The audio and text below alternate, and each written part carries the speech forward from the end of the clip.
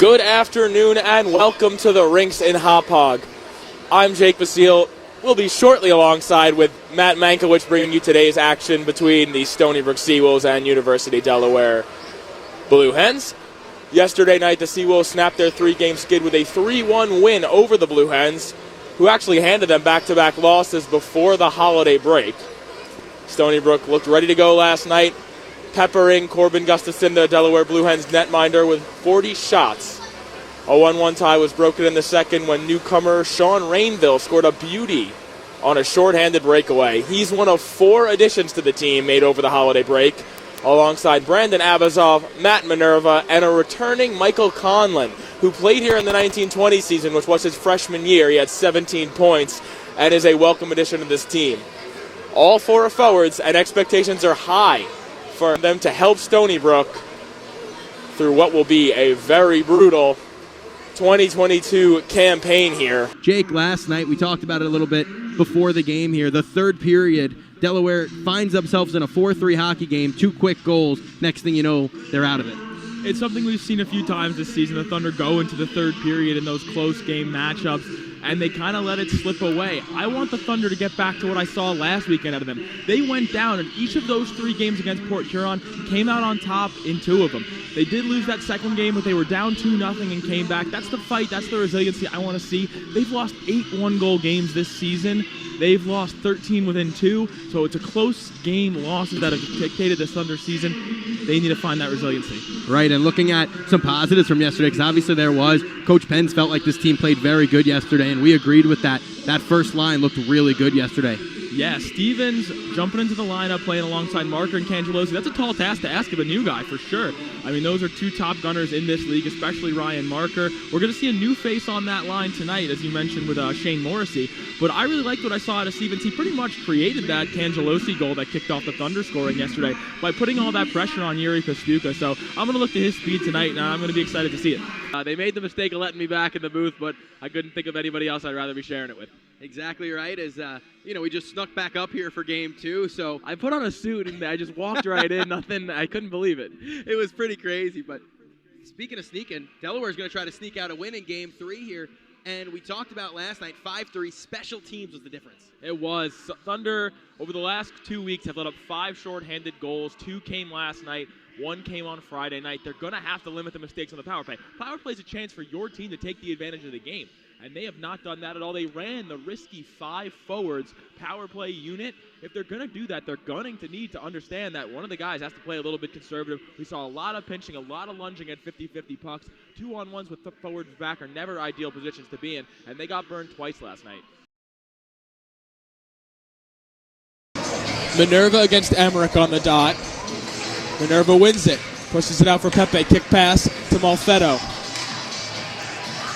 Minerva, far wall, cuts back, gets it to Malfetto, over for Pepe, back to Malfetto, Avazov, little space, backhand move, curls back to Malfetto, over to Minerva, one-timer, Pepe hanging around in front, couldn't cash in on the rebound. Here's Minerva again, over for Avazov, and the sauce pass handcuffed him a bit, and he knuckled that shot high. Malfetto has it again. Avazov cuts in. Head fake here. Tried for the lacrosse move behind the net. Out in front for Pepe. Misses his stick. Malfetto will step into it. Carries behind the net. Stops and starts. Over for Pepe in the right circle. Out for Avazov. Touch pass for Minerva. Back over to Pepe into the left circle. Pepe will maneuver to center point. Minerva again at the right dot.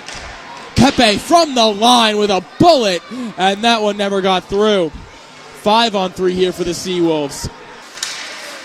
Gloved out of the neutral zone, air by Mancini. He'll backhand this one in. Dempsey coming down on it. Verostek picks it up along the wall. Mancini pinches down. He'll get it. Mancini's the shot over the glove and over the net of Hunter Verostek. Along the near wall. Dempsey comes away with it. Over to Fest, D-to-D Mancini center point. Mancini shot blocker save by Verostek. Stony Brook applying some pressure here with their 4th line. Dempsey all over the puck, takes down Bartel. Galinsky can't get to it in time. And Dempsey takes away this pass. And Matt, I would say that's the best shift Stony Brook has had all game. And 3 of the 4 shots, I believe, were off the stick of Mancini. Mancini had those 2 looks from the point, both set up by Dempsey. And the offense starting from 4th line here for the Seawolves. But you know what? Mancini's in the slot, perfectly positioned. Someone's got to shoot the puck. If the puck comes to him, put it on net. And he did put some pressure on. Seawolves don't have anything to show for it this time. And with that shift, that was a 3-shot shift, so the gap is much different now as that one's tapped into the slot and robbed by Kozakov. That side-to-side movement is courtesy of the best goaltender in the ACHA. 939 save percentage, 1.98 goals against average, 2 shutouts on the year. Front for Galitsky. Backdoor Edwards was looking for Vandesilver. The pass never got there. Zarilli has it. Out in front for Edwards on his backhand. He can't get it through. Lawson in the spot of a defenseman. Had it taken away by Bladen. Here comes Bladen. Oh, and an amazing splitting pad save by Kozakov. 3-on-2 come the Seawolves. Edwards over the line. Stick aside by Cox. Out in front. Defended by Kuhl. Vandesilver pinch. Got burned. 3-on-1. Ottenbright. He's in. He scores! 4-0 Liberty. And this game has been blown wide open. Winded in by Slevin, leading goal scorer for the Stony Brook Seawolves. This one in front for Cooper, out for Peck. Peck, he scores! Chucky Peck from Gideon Cooper. Slevin and Melise on the dot. The Seawolves do win this one. DiStefano with a shot right off the bat, and they score! Here come the Seawolves. They get the draw win. Same play as last time. DiStefano whistles it on. They ran it right back. DiStefano scores. Oh, I'm seeing double. Face-off won by Edwards. Said that quite a few times tonight. DiStefano plays it back for Malfetto. Top of the right circle into the left circle for Palmiak. DiStefano over for Malfetto. What a shot. Popped the bottle. And it was a bullet from Malfetto on the power play. McDermott picks it right back up. Beautifully plays it off the back of the net there, buys some time. Feeds it for a stretch pass to Minerva. Floats the backhand. Hits Palmiak, who rips it home! What a pass! Minerva to Palmiak, and that top line's looking good. Here comes Peck over the line. He's given a little space, and he rips it! What a shot by Chucky Peck! 4-1 Seawolves. No score. Along the wall, took a funny hop and a good hop for Liberty, and now it's a breakaway for Gammer. 1-on-1 with Kozakov, and he scores!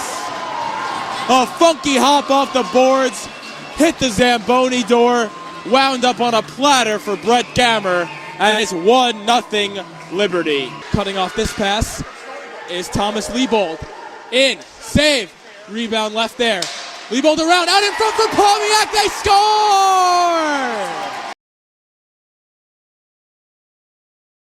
Cooper has a jump on it, he'll get there first. Play it off the wall to McDermott. McDermott over to Cooper. Cooper narrowly walks the line, keeps it in. He'll walk in to the backhand. Oh, and a pad stop by O'Toole. What a move by Cooper. Back the other way. Sambuco in alone. And that one never found its way. McDermott got a stick on it last second. That one stopped out in front by Kozakov. Sambuco again. Ortiz's shot padded aside. Kozakov under heavy fire here, and he's handling it well. McDermott off the wall, played to himself. Under pressure here, McDermott alleviates it nicely. 15 seconds to go in the 4-on-4. Kozakov had to be alert there. Big shot. Peck walks the line, keeps it in. Pepe all the way across, gave it away. DiStefano picks his pocket. DiStefano in. What a move! Oh, he dangled around everybody except the goalie. Hunter Verostic closes the doors. Would have been a hat trick for Di Stefano. 3 Hens versus 2 Seawolves there as Dempsey bullies his way through. Zerilli had it poked away by Nima. Played it into the slot for Galinsky. Dropped back for McDermott. McDermott telegraphed his path. Here comes Emmerich. Emmerich fires one and a pad stop by Kozakov. Out to the point for Pepe. Across right circle, McDermott loads the cannon. Pad stop by O'Toole. Shovel pass. That one tipped off the post by Kendrick. Would have been Pepe's 4th point of the night. Talsma chasing after it. Gets to it in time. Curry behind the net. Tons of pressure here for Davenport. Curry carries. Passes off to Malone. Whistling a shot wide. Stony Brook surviving. Zerilli can't find it. He gets it with the skate. Dempsey battles for it. Here's Galinsky. Tries to make a move around Nagel. Dropped off for McDermott. Pepe off the wall. Right point. Sweeps it in with one hand. Zerilli can't get it. Cleaned up by Ottenbright. Here comes Schwenke. He's got Ottenbright breaking. Schwenke in. Broken up. The poke check of Brendan Pepe. That long reach took it right off the stick of Schwenke. Stretch pass here for Slevin. Slevin is into the chest of Hunter Verostic. What a stretch pass. What a sequence. Stony Brook knocks at that door yet again, but they can't break it down. Chucky Peck robbed by the goalie and then the post. And here's Nicholson on a breakaway. Nicholson shut down by Matvey Kozakov. Nathan Nicholson was the leading goal scorer for Davenport last year. He's a great two-way player.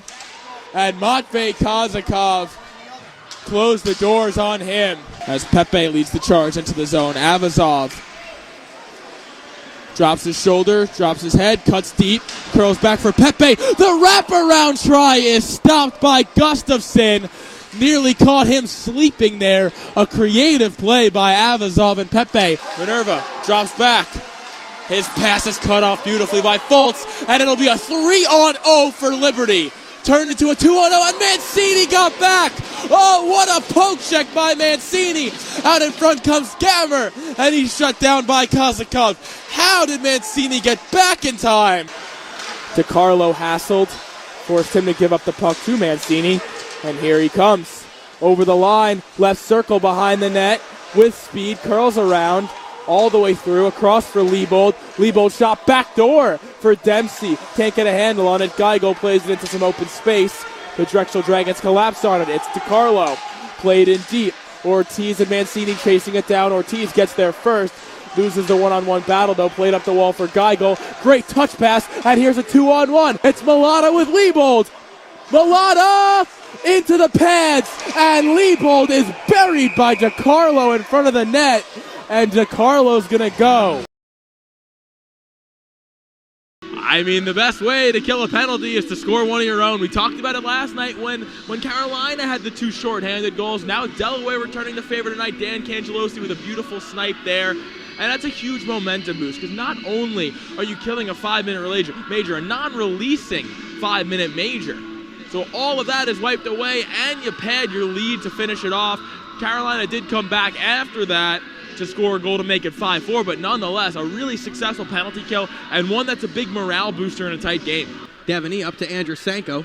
He's going to turn on the Jets and fly through the neutral zone. Andrusenko tries to open up a shooting lane. He does, and he scores! What a goal by Nikita Andrusenko, and it's 4-3! Am I supposed to talk after that? Oh my, what a move! Nikita Andrusenko saw the goal by Ford in the first period, said, hold my beer, walks down the ice, makes a brilliant move, fake, holds, waits, rips it short side high over Paulin. A clean rip. And Nikita Andrusenko, the man of the weekend last weekend, with 2 game-winning goals, puts the Thunder within 1 in the third period here tonight. Just 2 seconds left in the period. Don't think much can come of this faceoff. Paulin did stay in his net. I could be wrong as McLean tries to jam it through Babb, and it ends up in the net. But they'll say it's a second too late. All right, how about we nip the nothing can happen talk in the bud for now, because I think you just jinxed old Trevor Babbitt in the net there. Delaware on the power play for a couple minutes now. This one comes out to Devaney. Bouncing puck comes free, and here's another shorthanded chance. Baker got Cardinal with him. Cross-ice pass, they score. Tommy Cardinal, side of the net, and it's 3-1 Thunderbirds. Well, that'll be the second shorthanded goal of the evening.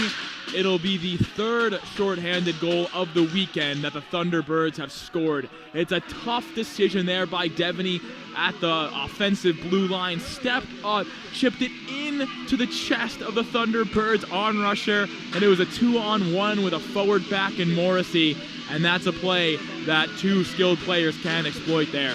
And leaking out is Ryan Marker. Marker's got Morrissey with him. The Thunder just stay onside. Marker, Andrusenko walks in. Backhand. Oh, what a goal by Nikita Andrusenko. And it's 3-1 Thunder. The M&M line joined by Nikita Andrusenko gets it done for a second time this period. It starts with Ryan Marker dishing that one off to Nikita Andrusenko. He walks right in, silky, suave move. Forehand to the backhand right between the wickets of Chris Paul, and Thunder double their lead. It's 3-1, courtesy of the ever-hot Nikita Andrusenko. Sambuco had that breakaway chance. He played for Malvern Prep in the U.S. high school prep system. He won the Flyers Cup, which is the Central Pennsylvania Region high school championship there. It's the same championship his father had won nearly 30 years prior in 92 and 93. Penalty kill is on for now, and they have been on all season. 85 for 89. One power play goal out in their last 49 kills, operating at above 95%, the best in the ACHA. And Philip Palmiak, he's only had a career high of 5 points with the Seawolves, the senior from Middle Village, New York. He's already got 2 goals in 3 games this season. Here's Thomas Liebold, the man who set him up. Thomas Liebold played for the Boston Junior Rangers of the Eastern Hockey League, where he won a championship. Already has his first goal as a Seawolf, does the freshman. Well, now he's got his first assist, too. So a hot stick for Philip Palmiak. Not playing with his usual line mates there. He's played with Slevin and Peck all game so far, and for the last few weeks. Those three played for the Junior Islanders of the USPHL, and they were the top 3 leading scorers for that team. So why not reunite that chemistry as Ortiz comes in for Drexel. And an interesting story about Chucky Peck, who just scored that goal. He played for St. John the Baptist in high school, and he led them to New York State Amateur Hockey Championship in 2014. Scored a hat trick in the championship game, and that's how he's got the nickname Chucky Clutch. And the Stony Brook Seawolves right the ship. They bounce back after last night's home loss. Matvey Kazakov stops 29 out of 31. Kyle Nastepny buries his first 2 goals. Andrew Mancini scores his first. And the Stony Brook Seawolves dominate this game versus the Davenport Panthers. Well, that'll be the 14th loss of the Thunder season that's decided by 2 goals or less. It's been a season of tight games being dropped by the Thunder. They came into this third period down 4-2. They made it 4-3 within the first 5 minutes. Nikita Andrusenko with a beauty, but it was not enough. The Thunderbirds' defense-minded approach to the third period really dictated it. They were able to shut down any Thunder progress going through the neutral zone, and that was the story of this third period as the Thunderbirds climb out of it 5-3.